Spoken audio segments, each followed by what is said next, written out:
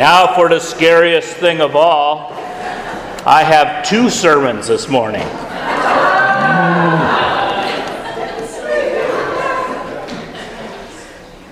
The first is Halloween and fear. The modern Halloween holiday is about fear, scary movies, monsters, spirits that go bump in the night, startling screams, and creepy silence. Why do we do this? What is the fascination? We live in a world with real fear.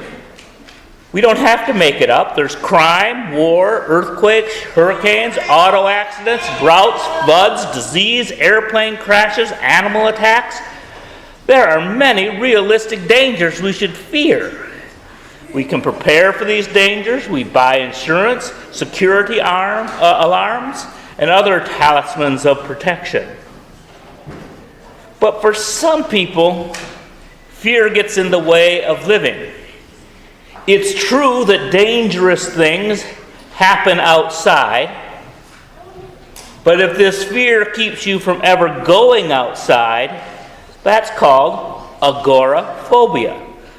The Greek word agora, meaning the marketplace, the open marketplace where people would go out, and phobia, meaning fear. But on the opposite end, people can be trapped inside. In case of an earthquake or a fire or an invasion, you might really want to escape your home. But if you never want to escape your home, or if you never want to go behind closed doors, it's called claustrophobia, fear of being shut in a place. Anxiety disorders are real things. Some are more common than others. And some have been made up by people who enjoy making up words. Add phobia to any word and it sounds like a disease. The children have distributed phobias. Let us consider these possible and actual phobias. If you have a phobia,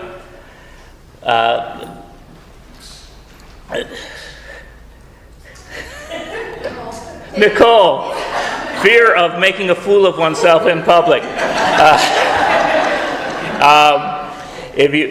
She will come and you can read them aloud, unless you have glossophobia, which is a fear of speaking in public. So if you have a phobia in your hand, raise your hand and she'll come and so everybody else can hear what your phobia is. Fear of heights.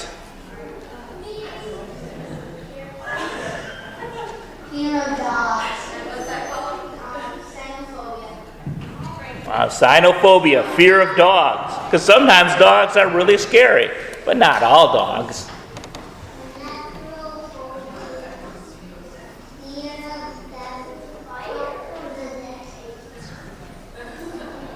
I did not hear that. What was that? Necrophobia. Fear of death. Yeah, that's a lot of that going on at Halloween. Cyberphobia, fear of or aversion to computers and learning new technologies. Wow. And there is the cure for cyberphobia, reading that. Tocophobia, fear of childbirth or pregnancy. Yeah, you can raise your hand if it applies to you. Some people raise their hand there. Ecclesiophobia, fear of churches. Yeah, ecclesiophobia, fear of churches. It's amazing that all you use have overcome that and been here. It's a miracle. This one in hexaphobia, fear of the number 666. Fear of sin, which is why many people have ecclesiophobia.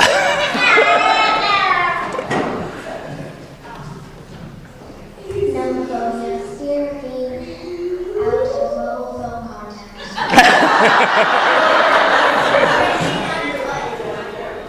Cynophobia, fear of making a decision.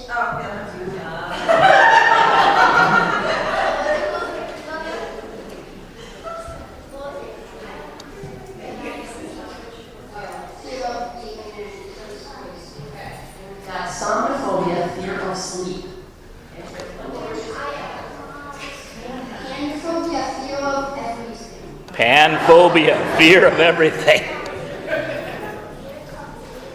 Gerontophobia, fear of growing old. Anybody else? Well, whoever got this one probably has it, and that's why they didn't read it. Sesquipedalophobia, fear of long words.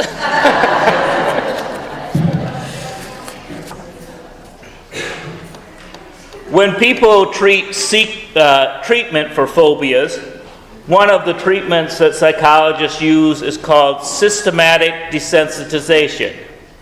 This is a process of gradually facing your fears. If you had a fear of heights, maybe you would stand on a step for a while, then maybe 2 steps. But sometimes people's fear is so great that they have to imagine it. Like if they have a fear of flying in an airplane, they might have to imagine flying in an airplane. They might have to just spend time in an airport for a while, even if they don't have a flight. They just get kind of closer and closer to their fear. And sometimes they have to imagine it first before they're able to do it. And Halloween is one of the ways that we imagine ourselves being strong enough to overcome our fears. Some dress as superheroes to be strong. Some dress as monsters, so the world is scared of them instead. After pretending to be a zombie, being dead seems less scary. Some pretend to be a famous person or a princess. This calms our fear of being anonymous and makes us feel special. People who watch scary movies scream! And then they laugh and say, I wasn't scared. It's an exercise of surviving fear and becoming brave. Today, I am dressed as a zombie preacher. I am not after your soul. I am a you. I have come for your brain.